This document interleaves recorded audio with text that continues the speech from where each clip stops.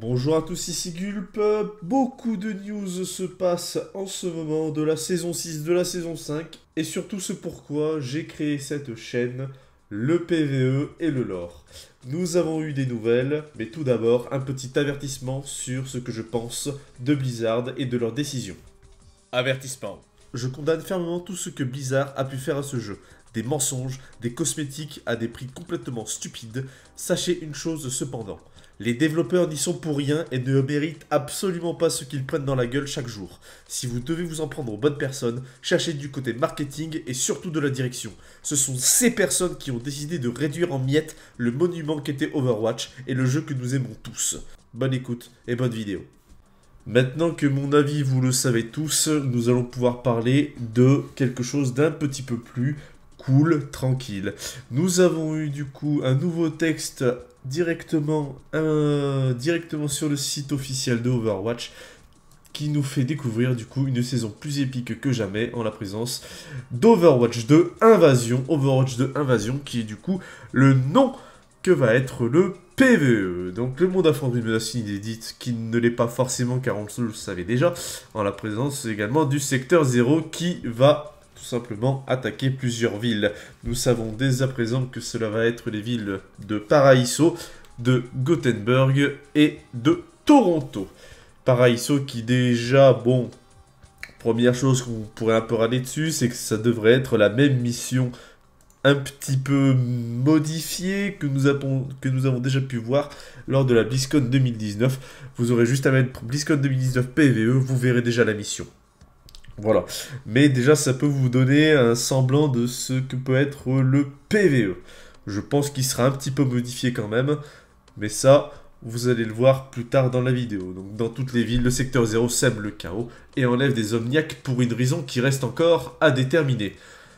Honnêtement, je pense que la raison à déterminer est aussi simple que, étant donné que le secteur 0 c'est Ramatra qui le protège, et que Ramatra il est décidé à évidemment sauver ses alliés omniaques conscients, je pense que leur raison, c'est de les emmener quelque part là où ils seront en sécurité. Problème, c'est que Overwatch, ça ne le sait pas.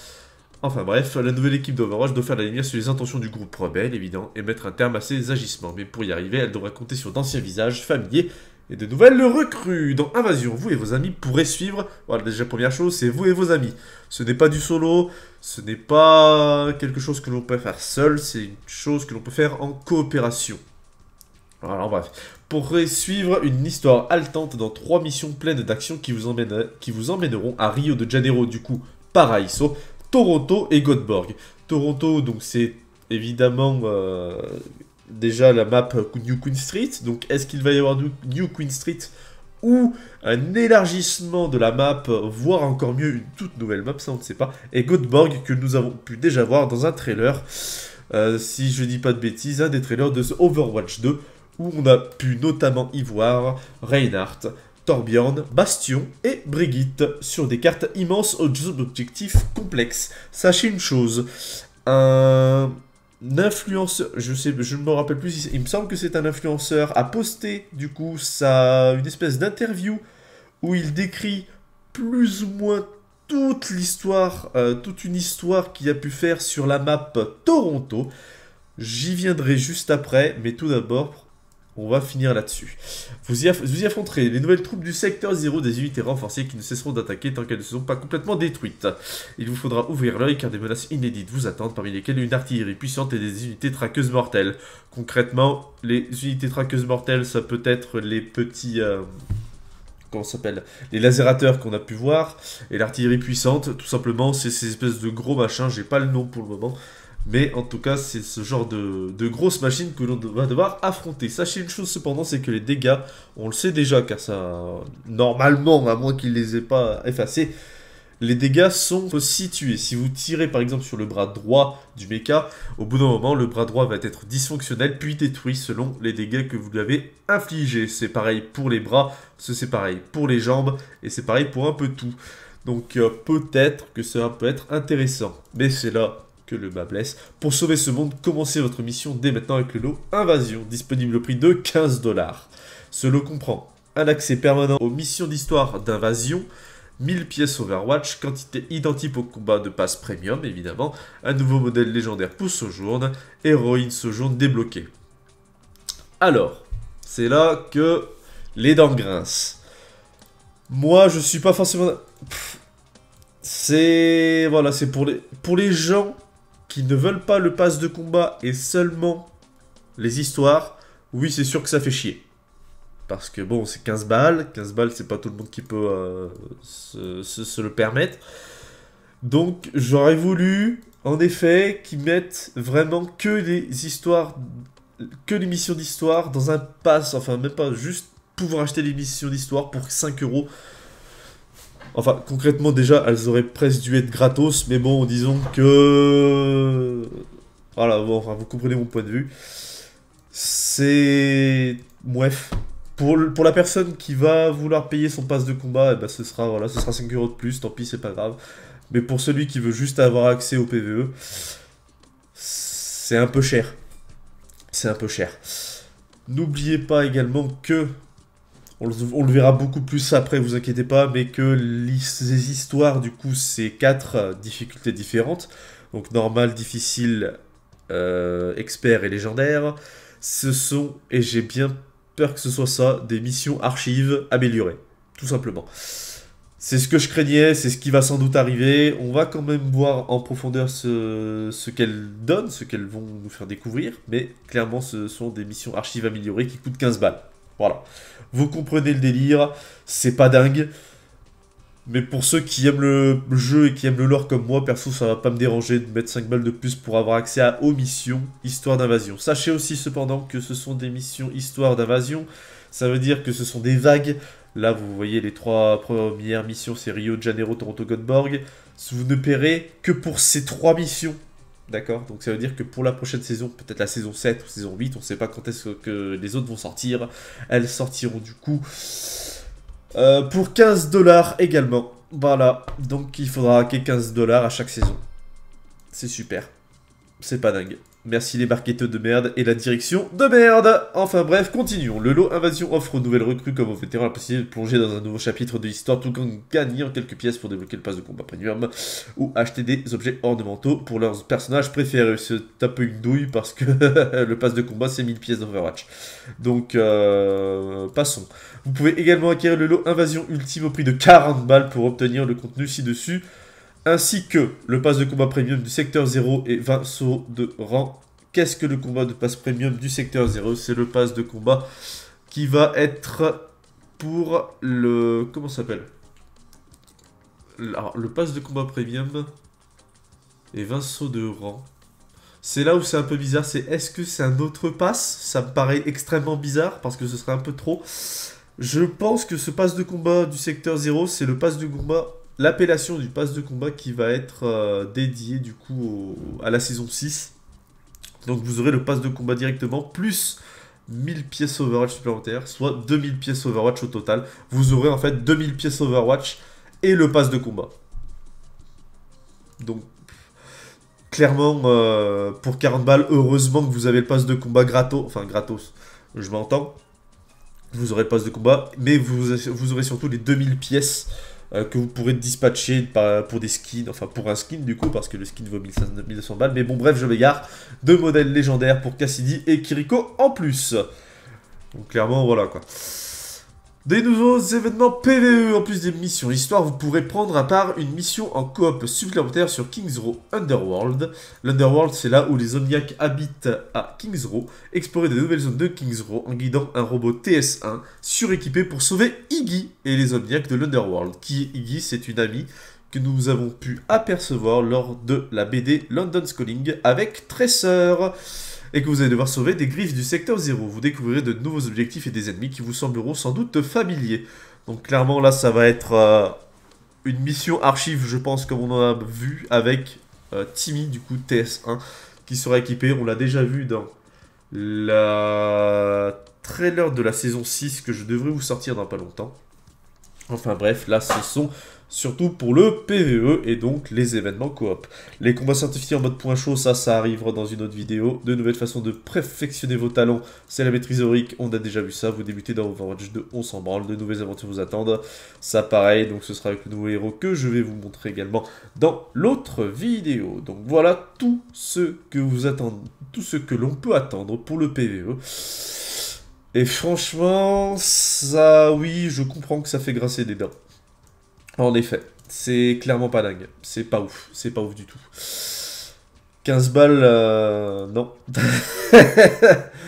C'est chiant, c'est juste chiant. C'est dommage. C'est, comme je l'ai déjà dit en avertissement, c'est pas les développeurs qu'il faut aller taper. Même moi j'ai fait l'erreur. J'essaierai de vous remettre une vidéo là que j'ai pu voir. J'ai retrouvé la vidéo et c'est bien Sir Swag qui explique en détail qu'est-ce qui s'est passé en interne. Et franchement, allez la voir. C'est une petite vidéo de 7 minutes 30. Elle est en anglais certes, mais elle vaut vraiment le coup et vous explique vraiment pourquoi, qu'est-ce qui s'est passé et comment ça se fait qu'Overwatch a été aussi explosé, aussi réduit à néant comme ça. Ce ne sont pas, évidemment, les salariés, ce ne sont pas donc les développeurs qui prennent les décisions, mais ce sont les marketeurs et surtout la direction. Enfin bref, passons.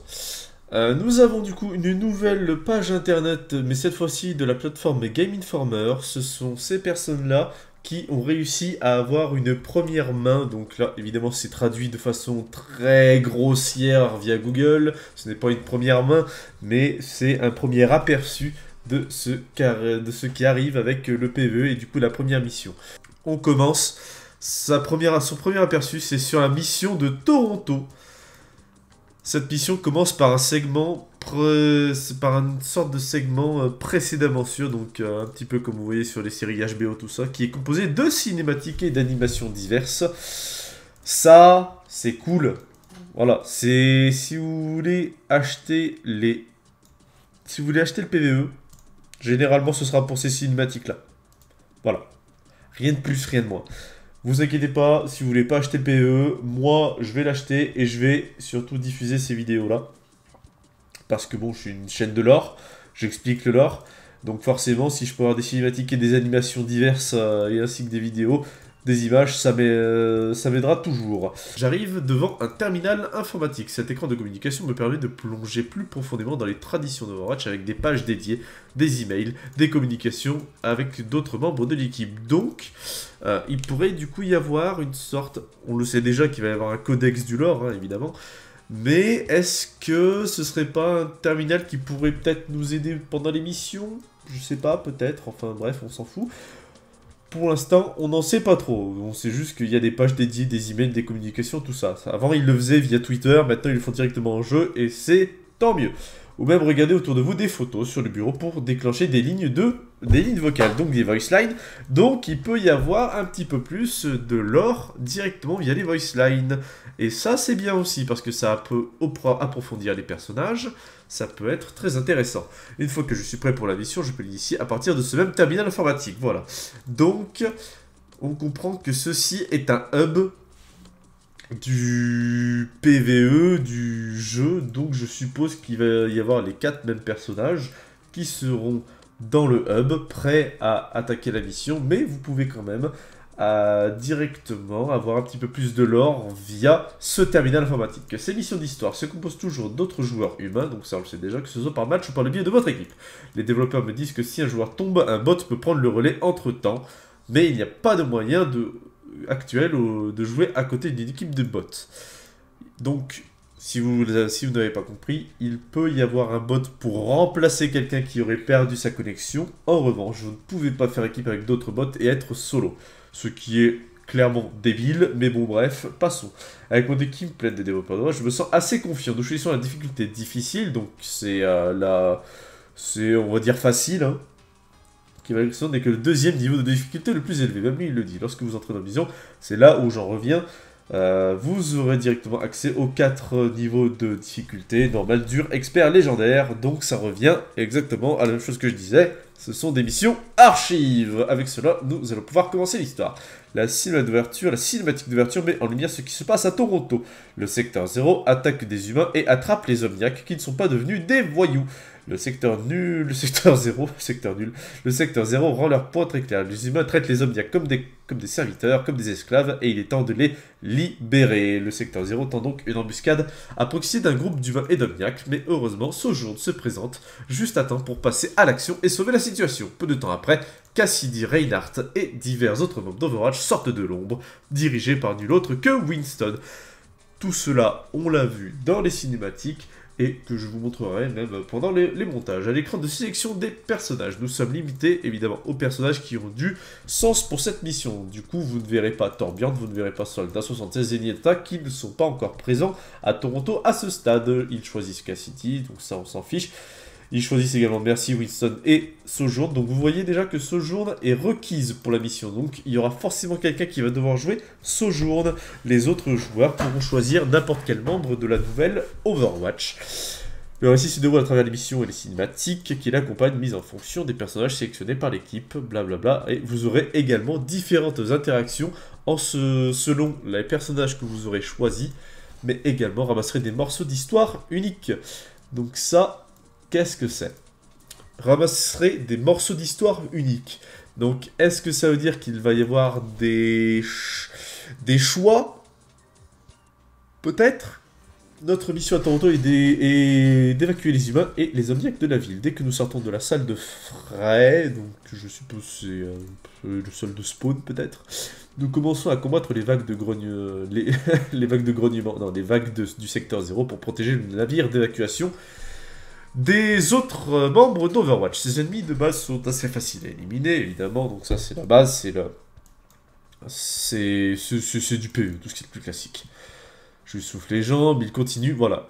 Avec un autre, je lui souffle les jambes, mais il continue de ramper sur le sol dans ma direction. C'est ce que je disais, c'est les dégâts situés.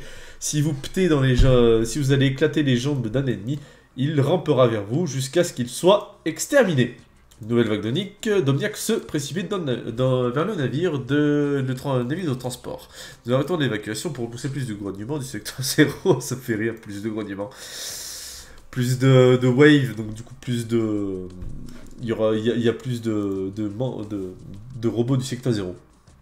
Et cette fois, ils sont accompagnés de robots d'artillerie. Donc ça, c'est des gros... Ces ennemis ont des blasters montés géants qui peuvent causer de gros dégâts de loin.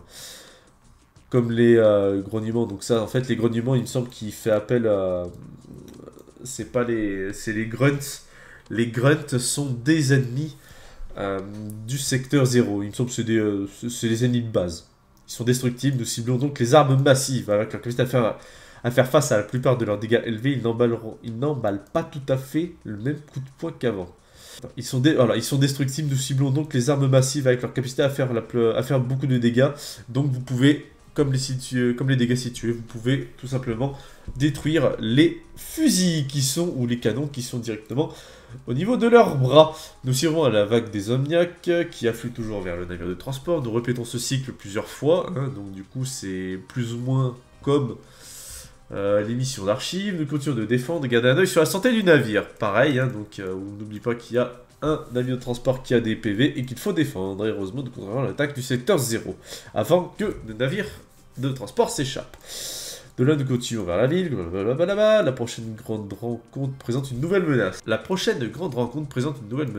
Des stalkers. Ces bots moyens attirent leurs joueurs à proximité avec un faisceau de gravité et déclenchent l'enfer sur eux. Donc les stalkers, si je dis pas de bêtises, c'est des espèces de robots femmes omniaques bizarres qui vous attire vers eux. Il me semble qu'on les a déjà vus dans un trailer, je vous montrerai si je retrouve les vidéos.